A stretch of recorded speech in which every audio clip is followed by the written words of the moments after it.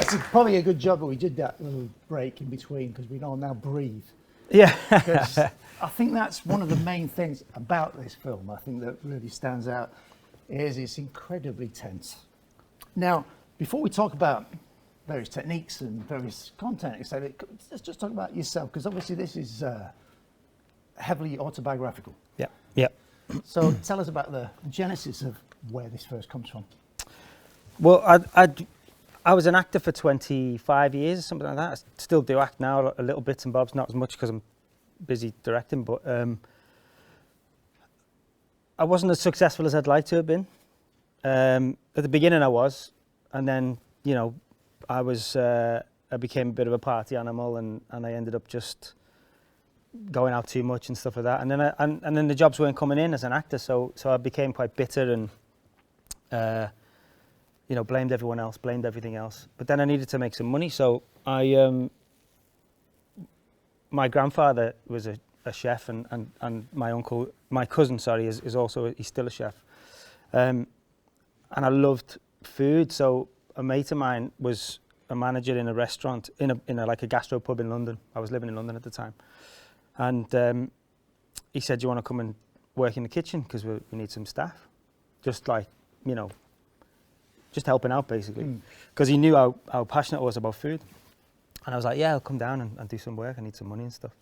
I started working in that kitchen, and then I just fell in love with that world, to be honest. And I think it went hand in hand with my lifestyle at that time, because chefs are, at the time, you know, they like to burn the candle at both ends, let's just say that. And so it was great for me because I was, you know, doing something, I was getting paid for it, and I was being able to drink and party on shift and do all that kind of stuff. And then I 6 years, I decided to get sober basically because I got married, and after the first 6 months or something, my wife was about to leave me because I was just a bit of a mess, really. You know, I was in a bit of a dark hole, and something just sort of clicked, and I went to see someone and ended up getting sober, and that was 7 years ago. And then, whilst I was acting when I was younger, I'd always had a passion for being behind the camera, and I was always interested. Every job I used to go on, I used to be interested in, you know, how it all worked and stuff like that. Subconsciously, I was sort of learning the ins and outs of how it all works, you know. And I used to stay behind after, like, if I was in one scene in a film or a show or something like that, I'd always be like, can I just hang out for the day and just watch and stuff like that, because I was really passionate, you know. And then I was sober a year, and then my mum passed away quite suddenly, and everyone in my family and you know, close knit friends and stuff like that all thought I was going to go off the rails, and actually what happened was I just completely went the opposite way, and I was like, you know, my mum is now going to be watching me all the time, and so I need to get me acting gear. And tell you what happened, I just literally was like, do you know what, life is so short, and what the f is, you know, what have you got to lose? Like, let me give this directing a go.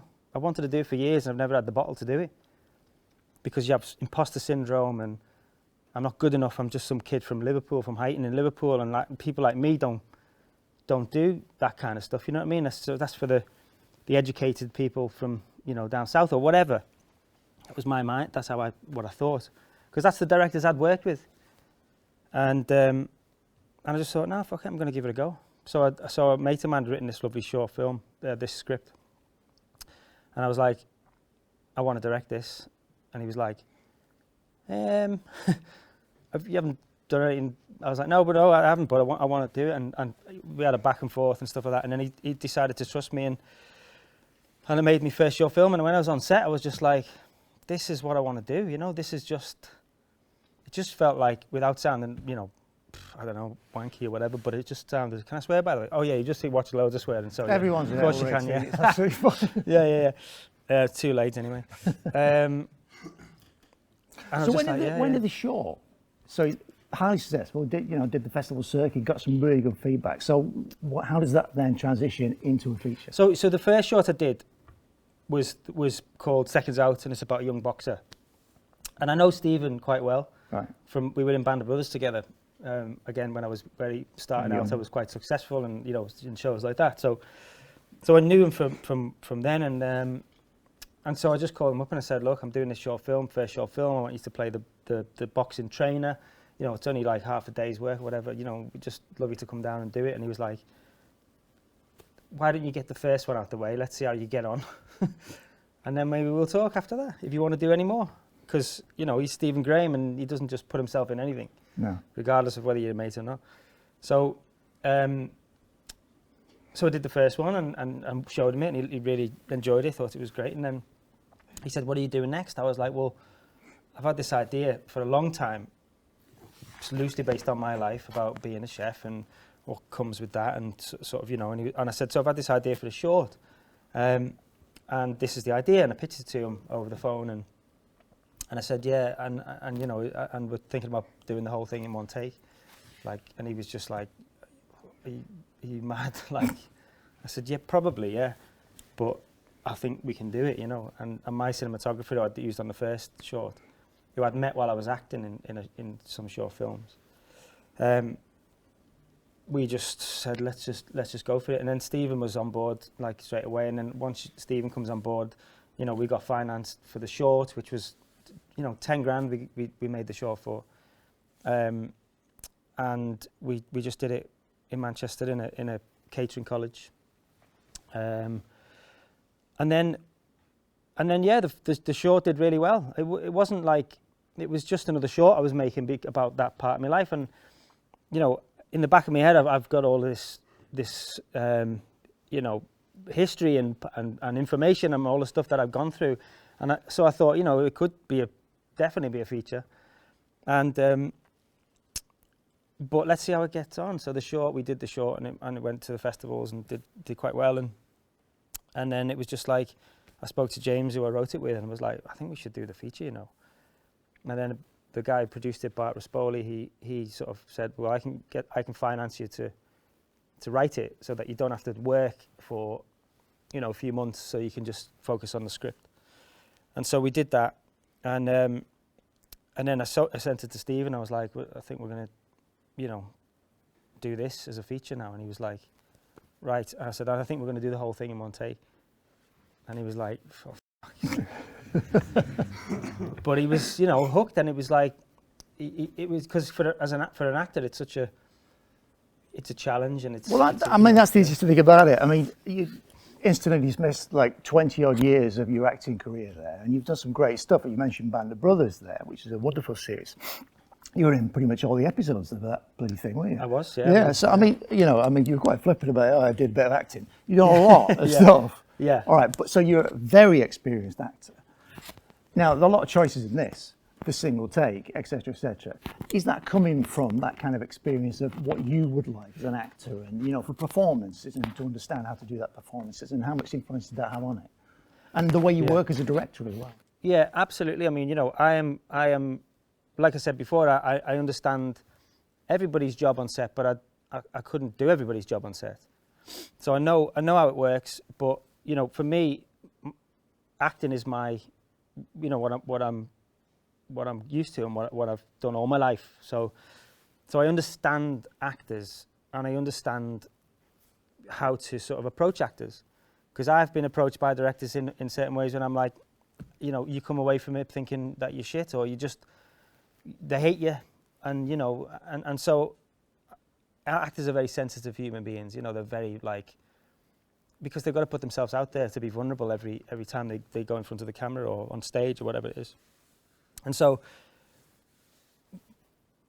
I know what I want to get out of an actor, and that is, for me, it's complete sort of realism, and I studied Meisner, the Meisner technique, which is an acting technique, which basically teaches you to put your attention on the other person as opposed to thinking about what you're going to do next. So, for example, a lot of actors, when they get a script, they'll read the script and they'll at every beat they'll be like, at this moment I'm going to do this, and then they sort of it becomes like a sort of muscle memory and they can't veer away from it. But what Meisner does is it teaches you to put your focus on the other person. You know the lines or thereabouts, you know what's happening in the moment, in the scene, and it's about being present in that moment and putting your focus on the other person so that any reaction, anything that they do gives you a natural reaction to that as opposed to being acted, you know, or performed. So that was one of the things that I approach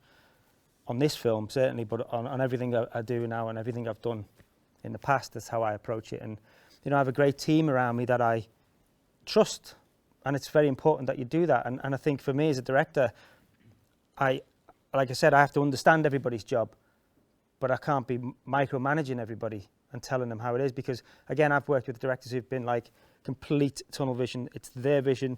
Nobody can get in. You can't. It's just impossible. And if I'm honest, 9 times out of 10, they produce mediocre work.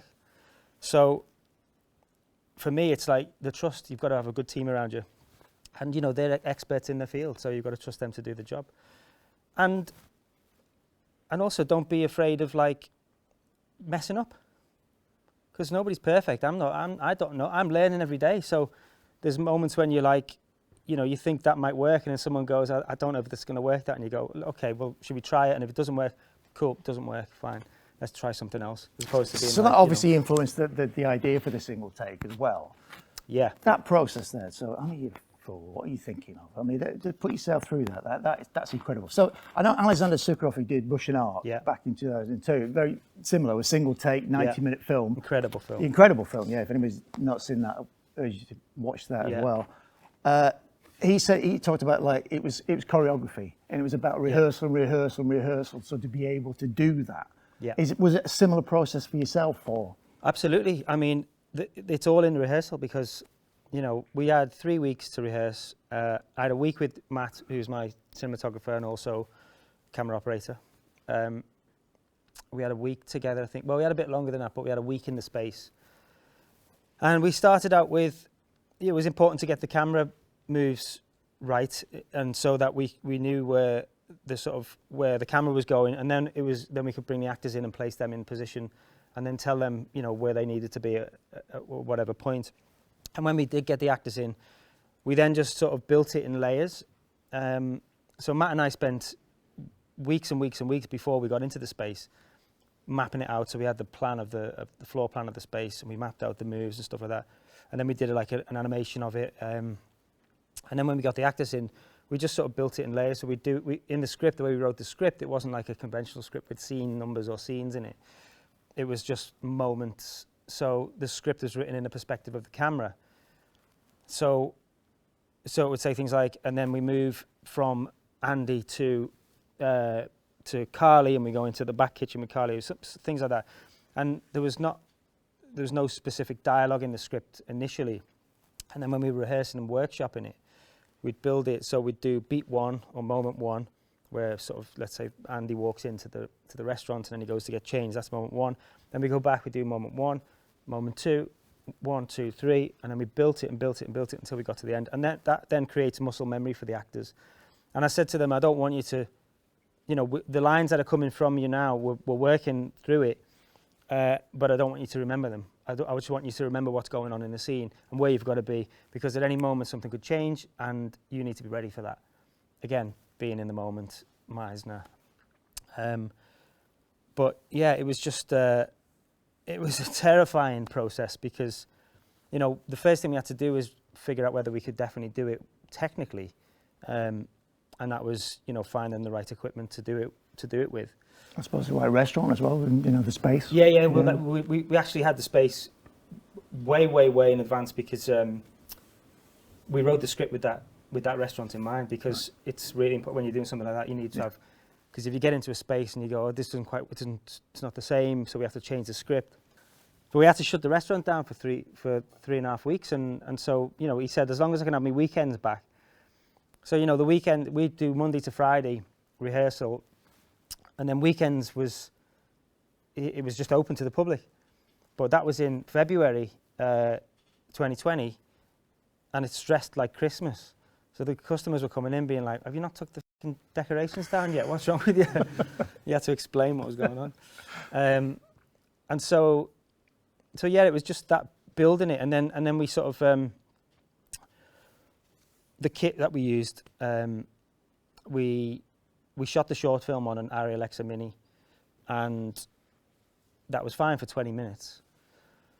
But we needed it to last for an hour, at least an hour and a half. You know, we didn't know how long the film was going to be, and I didn't really care, to be honest. You know, and so we found the Sony Venice camera, which was a few years old at that point, and it was one of the only cameras that you can live swap SD cards whilst the camera's still running. So once we found that out, we were like, this is our camera, you know, this is our kit, you know. So we tested it and tested it and tested it. And Matt, bless him, he would walk around with the camera on an easy rig, and we built this specific rig and stuff for him, designed it and stuff, and he would walk around for an hour and a half in the kit house where we just tested it all. And you know, he was 23 years old at the time when we shot it, and so nobody had any sympathy for him because he's just young and fit and stuff. So, but yeah, it was a challenge.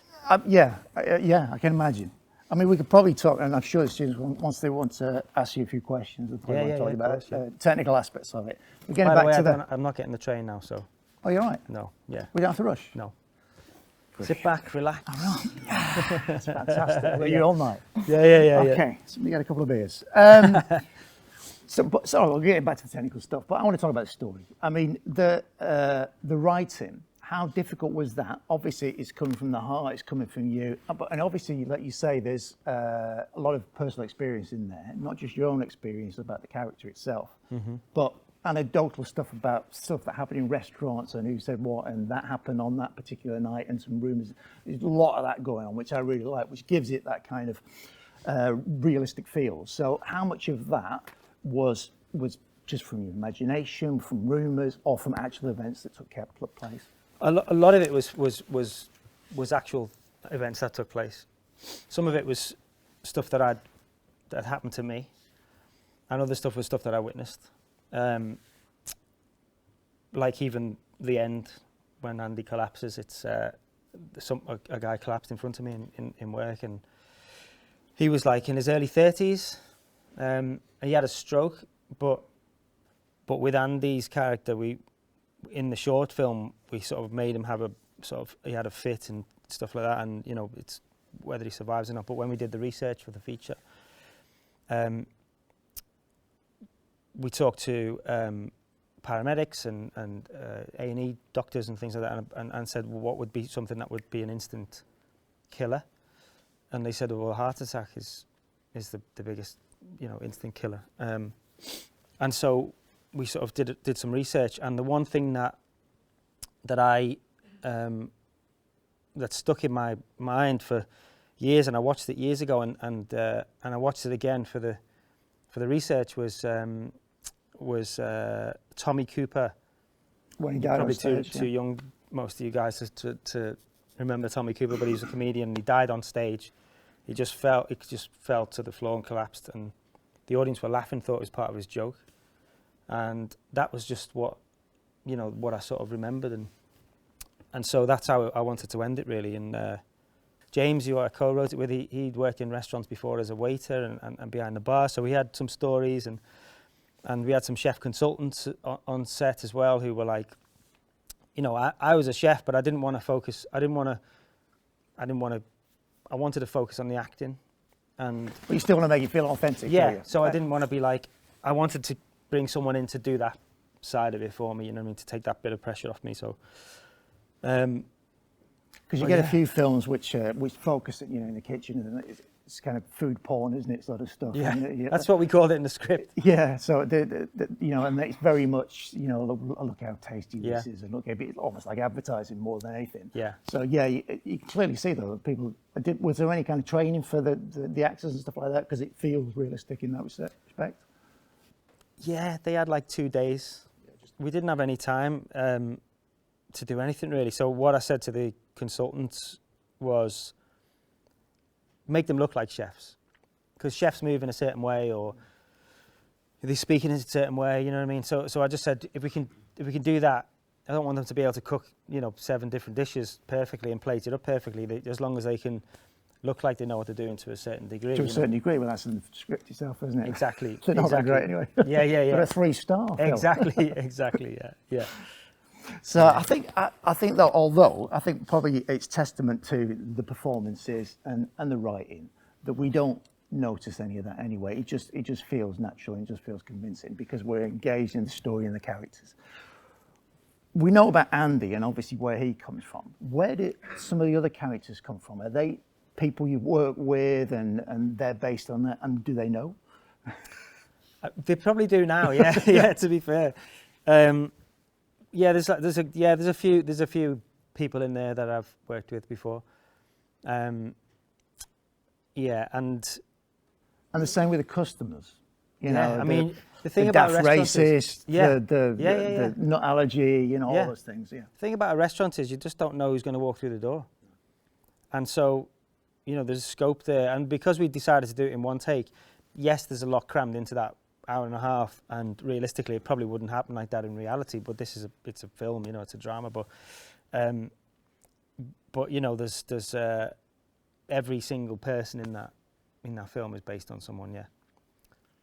It feels that way. Yeah. It feels that way. Well, I don't want to hog you too much. There's people with questions in the audience. So who would like to ask Phil a question? Just stick up your hand. Yes, young man. Hey, Dan, I just wanted to ask about the lighting for the short, for the feature. Is it entirely like in-house lighting? No, it was all meticulously lit. A lot of it was, we used practical lighting, which we brought in ourselves. We didn't really use any of the actual lighting, we used it because you see it and it's on. But Max, who was the gaffer, he had this sort of device on an iPad, and what he did was, for example, when we go from the kitchen to, let's say, Alistair Sky's table, as soon as we get to Alistair Sky's table, he would turn that light up ever so slightly.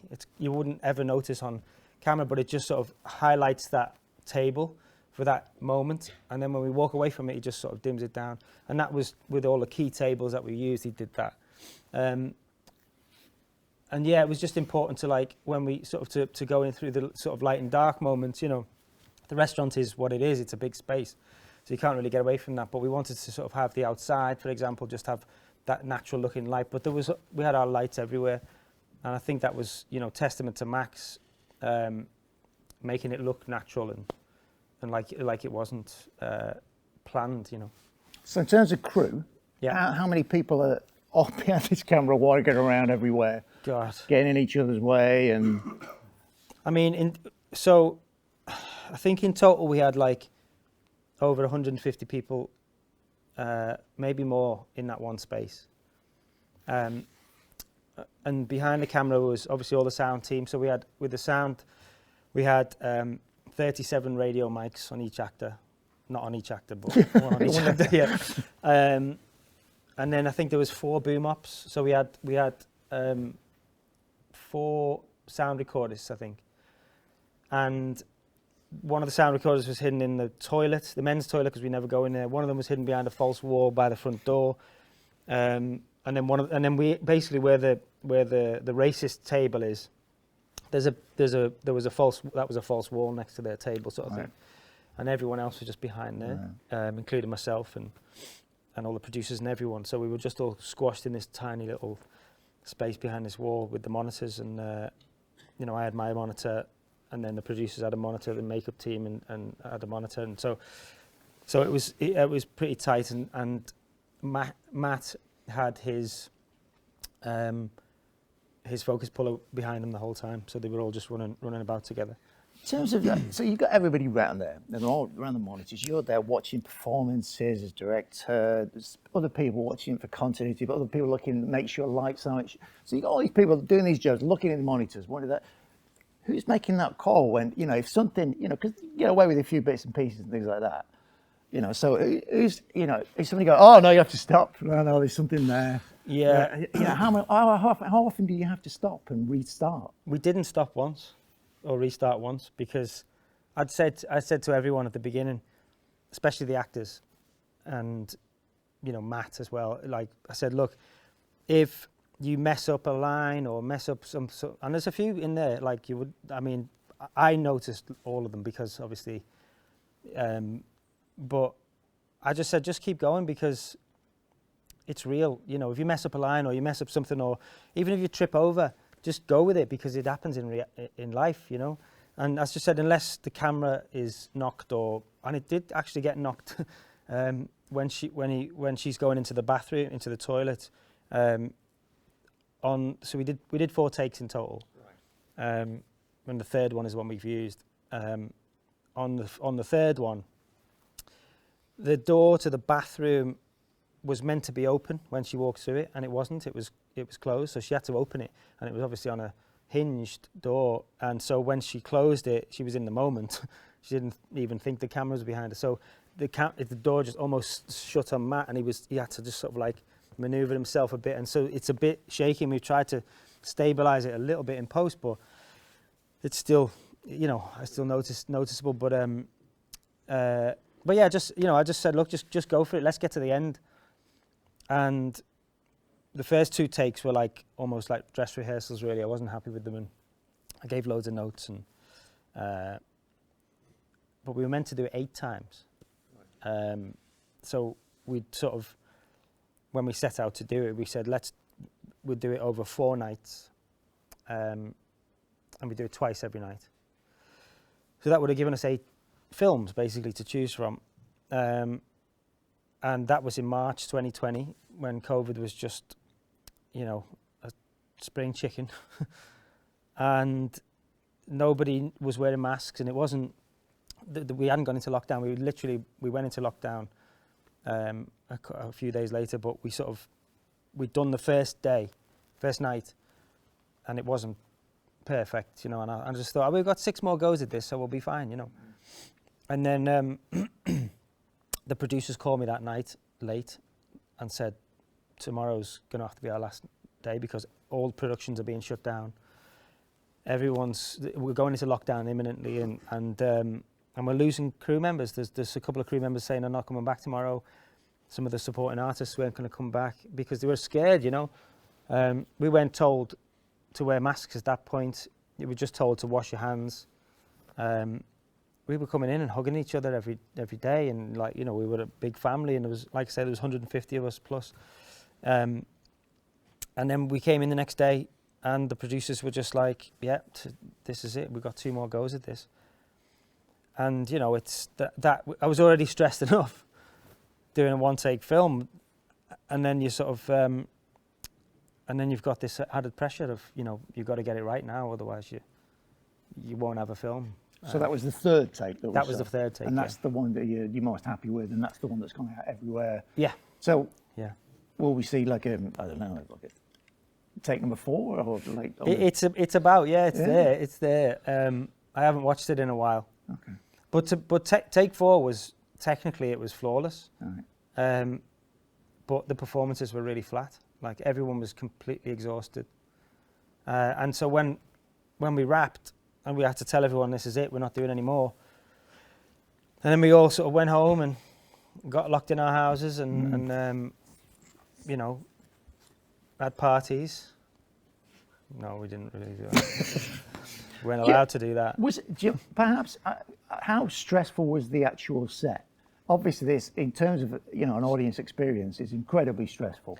Yeah. You know, you don't breathe through the entire 90 minutes, and you come out of it, and we're all having a heart attack with it. So, you know, how stressful was the set? Like you say, with that added stress as well on top of it, yeah. the single take, everything that could go wrong probably did.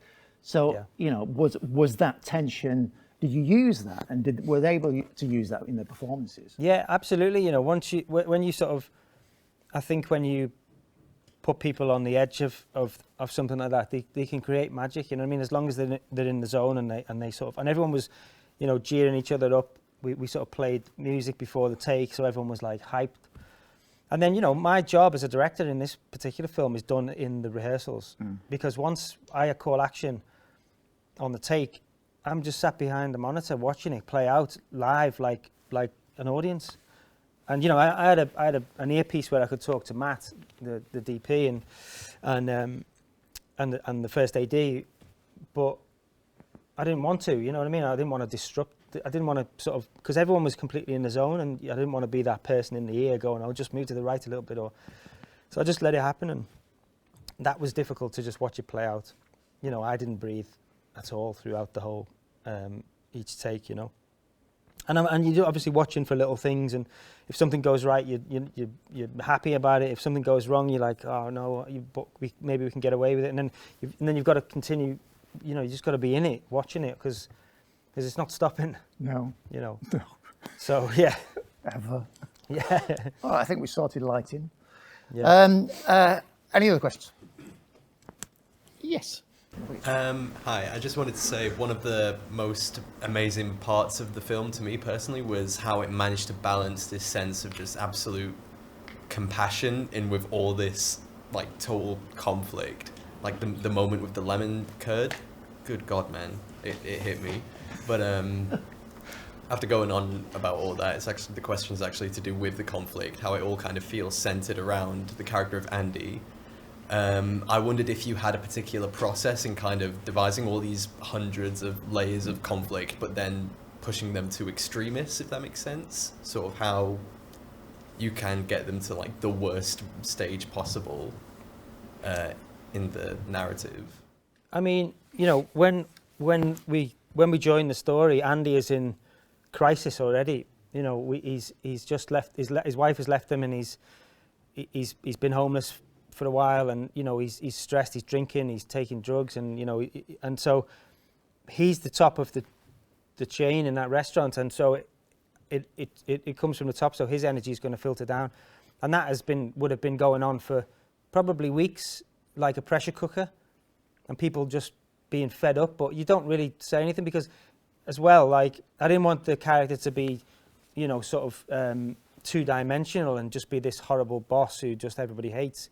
You've got to like him as well, and that's with every single character. You really need to like them, because otherwise you don't want to go on a journey for an hour and a half with them because you just hate them, So I needed to make Andy likable as well, and sort of and relatable. And I think it's important to make every single character relatable in everything that you do, because when you're watching it, that's when you get that true feeling, like what you said with the lemon curd moment. I mean, I wanted that to be the case for every character to because we don't spend that much time with them. It's like you spend 30 seconds, a minute with each character, and you need to know where they are at that moment in time.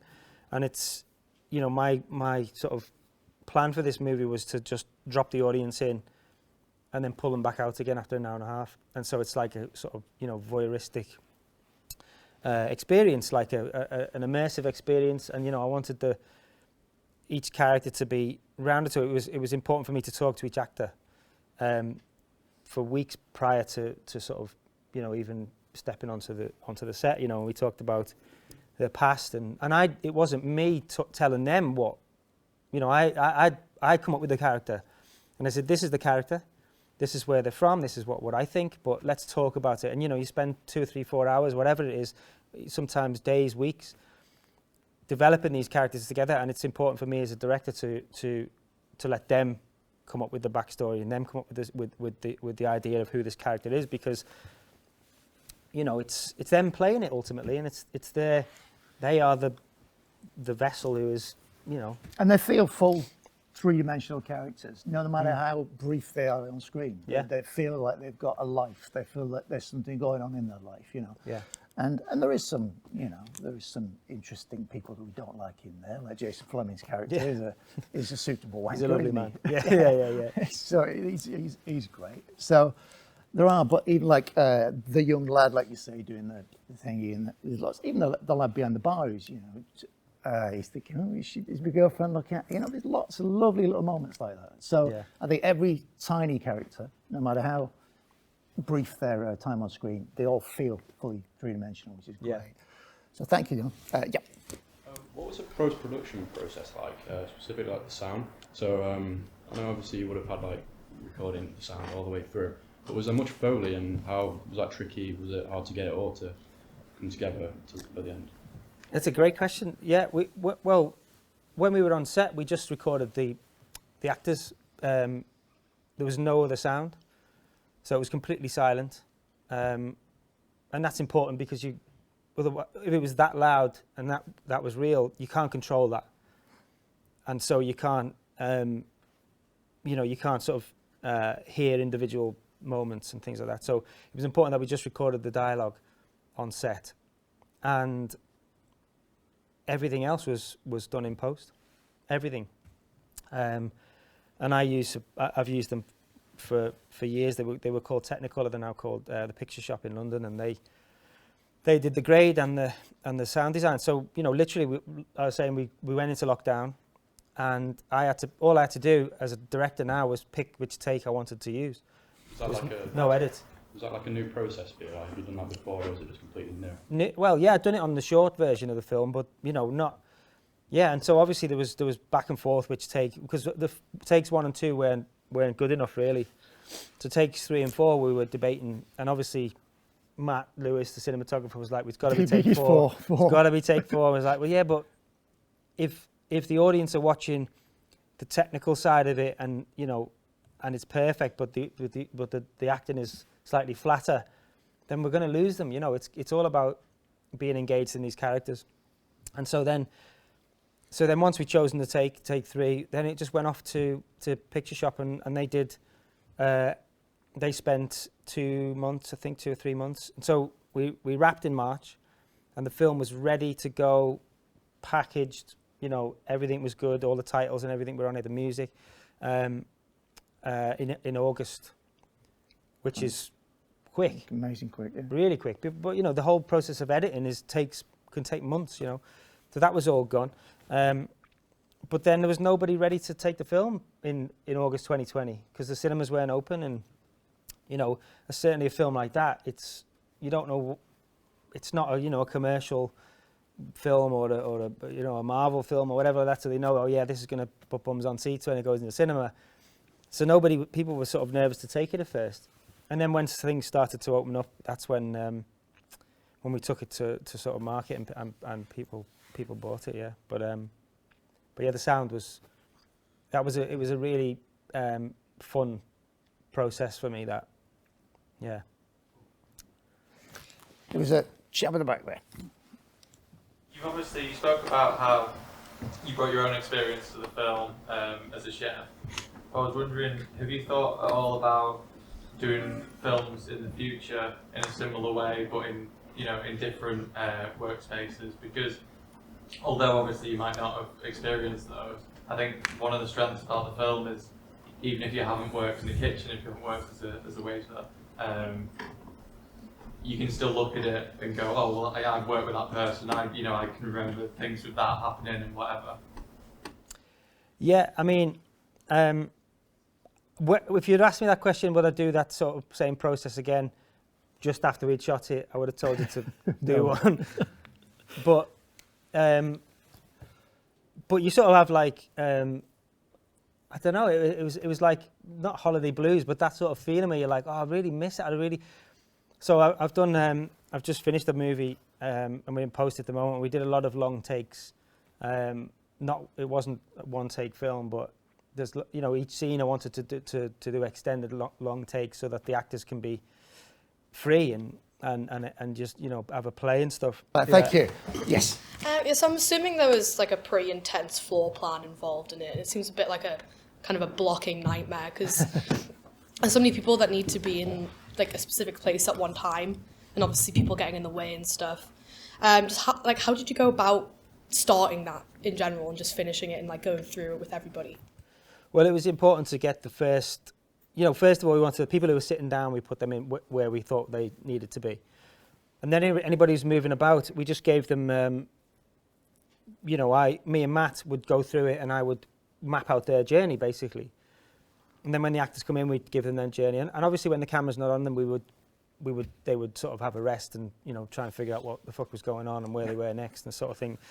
But we also had a lot of the SAs, the supporting artists, were, and especially the guys who were dressed as waiters and waitresses, they were runners.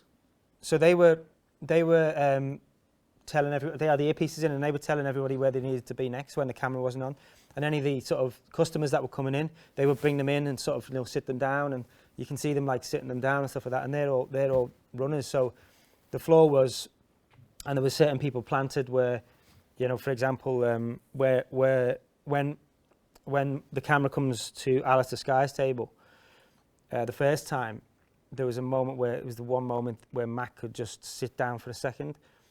And so we had an Apple box where where one of the customers, who was one of Matt's camera team, would just bring this Apple box and sit it down so he could sit down, and then they would change the cards out and swap the batteries out, and then he would go off again, like a pit stop in a Formula One race. But yeah, we had people planted all over the place. But yeah, in terms of the blocking of it, it was full on, because it needed to flow and be natural, and everybody, I wanted it to feel busy, and yeah. With, obviously, when Mary went into like anaphylactic shock, how did you get like the makeup on to do that? So again, the makeup artist was dressed as a customer, and she was sat next to her, and then when she goes to the toilet and you see Frank's character, Billy, comes back and says, "What happened?" He's like, "She's left me. I'm only joking. She's in the toilet." She was in the toilet getting the first part of the makeup on. So then we don't see her then when she sits down until the moment of the shock, and so that then she stands up. And then when we go outside, when she goes outside, makeup go outside, are waiting outside, and they are putting more on to her face. And then Andrea comes back she goes out, and the camera goes back into the restaurant with Andrea to get the coat, makeup again, do a bit more. And that was, so they did three stages of it, yeah. I suppose in some respects, especially for the actors, it's very similar to theatre. I mean, Totally, yeah. So they're having to come on and off and think about that next scene, and like you say, come on, get costume changes or whatever. Yeah. Yeah. I think the main thing for me that I just thought this film was amazing was the like dialogue-driven naturalism and obviously the camera work. It reminded me a lot of Alan Clark in his older film, like Christine and Elephant. I was just wondering like how much he influenced you, if at all. Massively. Like growing up, Alan Clark he's a god, isn't he? All of those people, those directors who want pure naturalism. It's for me it was key, and that's the type of things that I like to watch. I like to watch documentaries as well, and I think with documentaries, the people are real, and you're getting a real slice of life in a lot of the time, and that's what I wanted to create with this was a slice of life. But yeah, massive influences. I just like to ask, because like he's from the Wirral, or from the he's incredible. And yeah, I mean the sort of audition process that we had for this was, I had to find actors that could do that, because it's difficult. It's all well and good saying I want to do naturalism and sort of semi-improvised. There's a script there, but it's got to be sort of loose, and you've got to be ready for anything really, But it was a challenge to find actors who could do that. And you just think all actors can do that, because it's but it's not easy. No. It's not easy to be told, just hold it, just be real, just be normal, just be real, and just listen. It's very important. That's the most important thing, is the listening to each other. Did you ever at any point consider playing the role yourself? No. Because I didn't want to. I didn't start directing to give myself parts. I know some actors that do that, but also I don't think I would have been able to. I mean, it would have been. It would have been a nightmare. It would have been really difficult. Stephen did say to me when I first pitched the short to him, he's like, "Oh mate, that sounds amazing. You're going to play that part." Obviously, I was like, "No. I I can't play that part. He's like, well, are you going to get to do it? And I was like, well, you know, we need someone, because he'd already said no to me for the first short, so I didn't want to be like, I want you to do this one. So I sort of tread lightly with it, and then he just said to me, he's like, well, look, I'd love to do it if you'll have me. I was like, oh God, it was like a sigh of I'll see if I relief. can fit you in. Yeah. So yeah, you might have to audition, but yeah, no. I mean, it must have been difficult anyway, watching it, never mind, you know, I totally understand that. You know, it's fairly raw, I should imagine. Yeah, it's just, you know, and also I'm, like I say, you know, I'm not, I know a lot of actors who want to direct and write, and they write themselves in the lead role, and they put, you know, they do every job, and it's like, that's not why I got into it.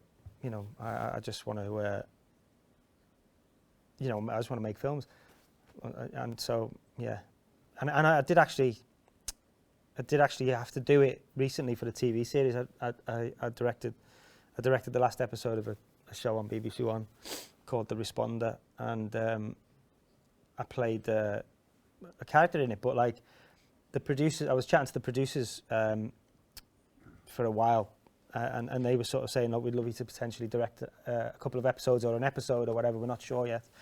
And I was like, "Yeah, amazing! The scripts are fantastic. I'd love to." And it's all set in Liverpool, and and then it was like, you know, the BBC were a bit, they didn't, because I'd not directed any TV, and I'd only done I'd done a couple of features, and so I was like, cool, yeah, fine. And they said, me and the producer got on really well, and she was like, look, are you still acting? I said, well, yeah, I am, I suppose. I'm not really sort of, you know, trying to get any work, but like if anything comes along, and yeah. And she was like, well, would you be in it? I was like, yeah, I'd love to be in it, yeah. She said, well, why don't you play the role of Steve, who's the boyfriend of one of the lead characters? I was like, yeah, amazing, love to. He's in every episode, brilliant. And then the day before the read-through, we were doing the read-through on Zoom because it was still like, you know, mid-height of COVID and stuff. And she called me up and she was like, so the BBC have now decided they want you to do the last episode, to direct the last episode. I was like, oh my God, amazing. And they were like, how do you feel about directing yourself? I was like, oh, I didn't think of that. So it was really tough, like, and, you know, there was moments where I had like an emotional scene or whatever, and I forgot to call cut at one point, and I was like, oh, yeah, I'm gonna do What's that. What were you waiting for? Yeah. And then, you know, I sort of felt like, you know, I don't want to be over egging it and like giving myself close-ups and stuff. So it was just, I felt uncomfortable a little bit, you know. So I would never do it again. Well, you never say never, I suppose. No. But No. yeah, I might do a Hitchcock and just walk past the back of the screen. So you're talking about like doing more TV and stuff like that. You got this series coming up. And Yeah.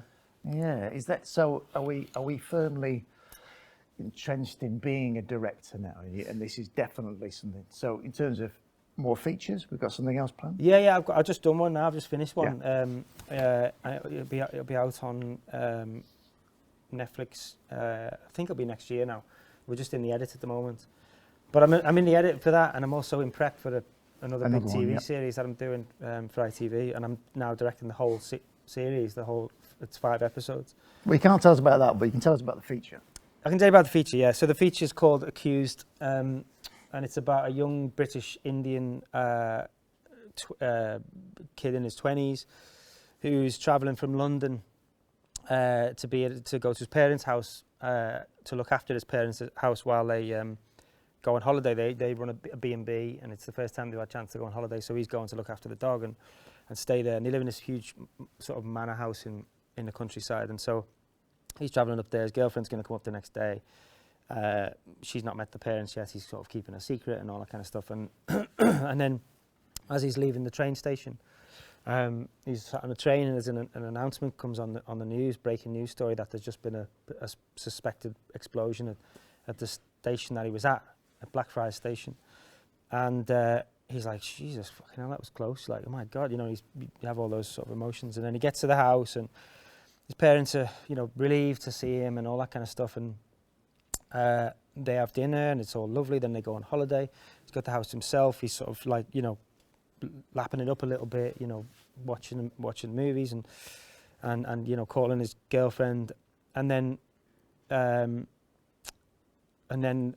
the news there's like a really grainy image comes up on the news, and his girlfriend's like joking, going, "Oh my God, look, it looks like you." He's wearing very, very similar clothes to our guy Harry, and he's like, "No, don't be daft."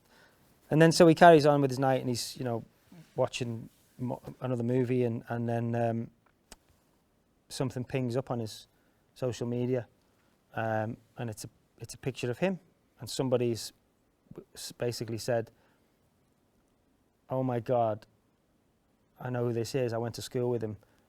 I always knew he was a bit dodgy," and his picture comes up, and then literally all hell breaks loose online, and then there's this online witch hunt that sort of then he becomes the number one suspect, and then there's a couple of sort of vigilantes that find like doxed information where he lives, where his parents are, and then it's sort of the nightmare comes to his house, and it's like a cat and mouse sort of thing. Then he has a heart attack and falls. No, he just. That doesn't sound like a one take. It's not a one take. No. God, no. Do you think you'll ever get to do a comedy? No, I don't think so. No.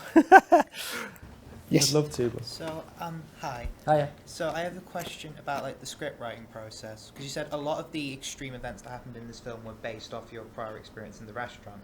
Was there any part in the writing process where you may have like slightly fabricated or slightly exaggerated an event that happened? Yes. The one thing that was sort of very, very loosely based on something was the whole the 200 grand being owed. I'd just heard of that from a celebrity chef that someone I know knows. And I just thought that was a really interesting thing. So yeah, we just sort of made that bit up really just to, you know, to heighten that sort of relationship with those two characters. And no, I mean, it's all based on truth, but it's a drama, you know. It's not going to be exactly the same as what sort of happened. You know, the guy, the young kid who's self-harming, that was based on a kid that I worked with, and I saw his scars, and I was like, "Listen, mate, you know, you can. This is a safe place. You can talk to me if you." And he was like, "No, I'm good. I'm like, "Yeah, cool. I'm just letting you know this is, you know," and just little moments like that. I just wanted to get them in there, but yeah, I mean, you know, we had to sort of fit it around the story and make sure it was believable. But yeah. Does that answer your question? Yeah. Good. It'll do. Nice one. Any more questions? Yep. What's the most important advice that you could give someone that wants to do their own one-take short film? Just go for it. Don't be afraid of it, because, like, you know, just... I think what is most important is make sure, like, don't just do a one-take film because you want to do a one-take film because you want to impress or, you know, show off or go, look how clever we are. That was the last thing that I wanted to do. It was I wanted it to serve the story and make sure it serves your story. You know, make sure it's a secondary thing. It's not like, you don't want the audience to be like, wow, look at this. I mean, unless you do, you know, unless it's you know, like my film was all handheld, and I wanted it to create a feeling of tension, as opposed to being like a spectacle and, you know, look how clever they are. I wanted, and I hope we achieved this. I wanted the audience to sort of forget about the one take, you know, almost immediately after the film starts. But yeah, just don't be afraid. First of all, make sure the script is tight, and don't, you know, when you do a one take thing, anything can happen. Just be loose with it, as loose as possible with it. You know, just be, don't be so meticulous, because I don't know what your film is, what you want it to be. If you want it to be perfect and beautiful and swooping shots and all this kind of stuff, on a I don't know, but for me, I didn't want my film to be perfect. I wanted it to have its flaws, and people don't even notice those things half the time. Like, there's a lot of times in the film when it's out of focus a bit, and I was like, I don't care about that, because it's fine. The acting is amazing, and you just got to be confident, I think.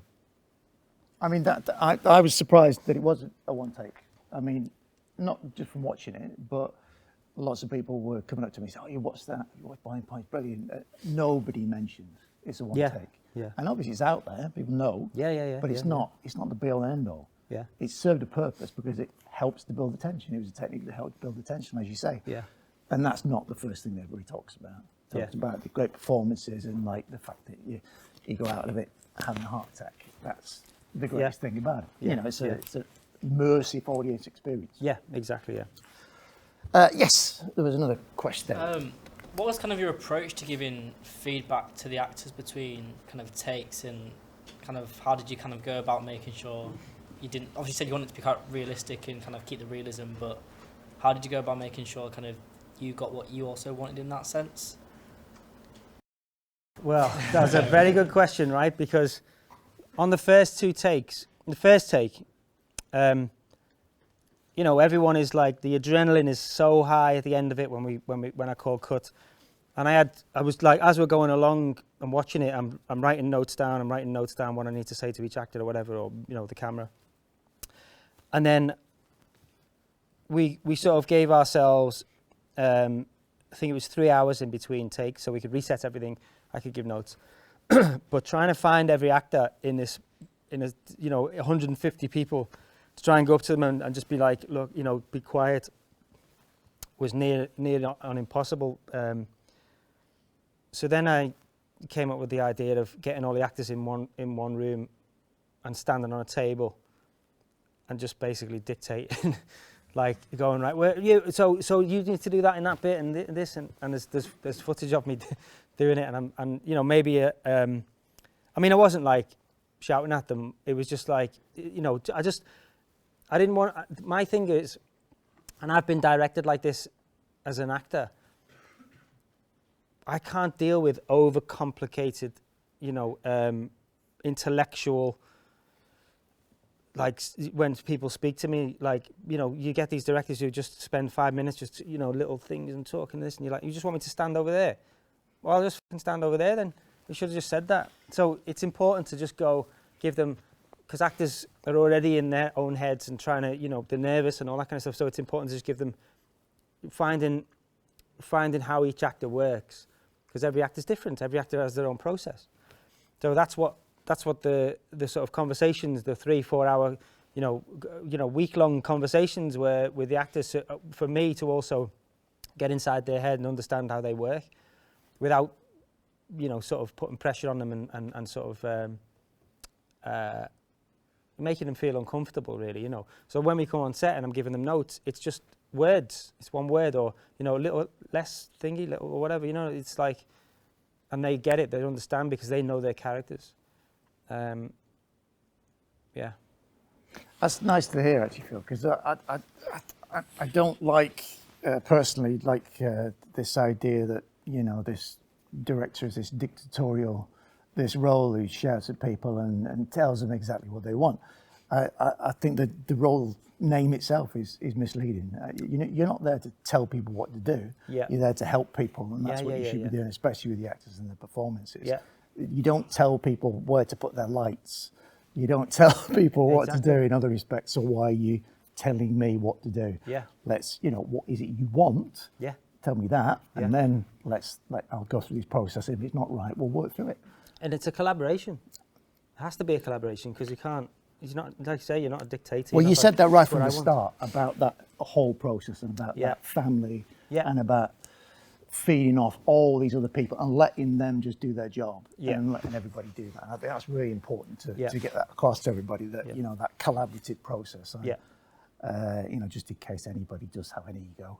And then they realise it's not about that. It's Well, not no, about exactly. Yeah. And also letting people, giving the people, like I had a young lad, Jack, who was, he's a budding director. He was like, I think he was 18 or something at the time, and he just got in contact with me and was like, I'd love to come down and shadow you. And I was like, come down and shadow me then. So he came down, and like the title that the producers gave him was director's assistant.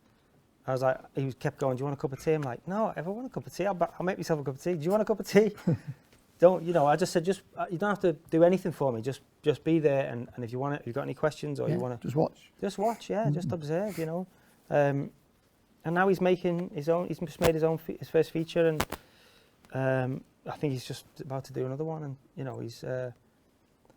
So yeah, it's important to give people the sort of confidence to be able to approach me, and anyone can approach me. The runners, anybody can have an idea, and say, I've just, what about this? And I'll be like, let's try it. Yeah, it's nothing worse than feeling like I don't know. I just have a problem with like ego and people who think they're better than other people, and I just don't like that on set, because you immediately creating this sort of tension, and there's enough tension in what we're doing in the film. Like, making a film is hard, making a TV series is hard, so you don't want to make it harder for people and yourself. I'm on board. Yeah. Any more questions? Oh, good. Well, that's one more question, and then we'll let Phil go, okay? Because it's 9:15. Past my bedtime. Yeah, past my bedtime. So for the future, so you talked about this series that you're doing in Leeds, the hospital drama, the feature that's in post, and the series we can't talk about. Can't talk about it. Can't talk about that. What's your aspirations for the future then? Obviously, your life back on track. Yeah. Your job that you wanted to do, but didn't know you were an actor, didn't have any idea. Are you in a much happier place? I am in a much happier place, but I still have imposter syndrome, because I think every day I sort of wake up and think, someone's going to find out in a minute that I'm just this kid from Liverpool, and I don't know what I'm doing, and I'm just here, you know what I mean, and someone's going to drag me away. But you sort of try and put that to the back, and just, it's always there. But I've always been a sort of someone who once I know I want something, I'll go for it. I think that's my addictive personality, and I've set up a production company, and we've got a slate of things that we're doing together. Not all things that I'm directing.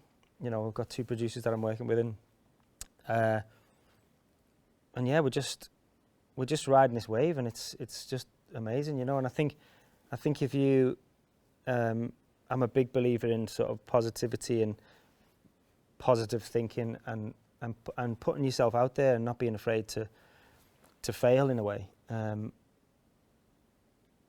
But you're always in the back of your mind, you think, if I do fail, what's the worst that can happen? I'll just get back up again and carry on. But I think sometimes having that fear you turn it into a positive, and it becomes, it can become amazing. So yeah, I'm riding this wave. But in the back of my mind, I'm always thinking, like, I fucked my acting career up because I was drinking too much and doing too many drugs. When I was chefing, I put everything into that. I became a head chef after 12 years, but I hated it. And now I'm doing what I've wanted to do for years, and it's happening, and it's working, and I'm working. But in the back of my mind, I'm thinking, but I could just fuck it up at any minute. And I think just being on the edge of that it's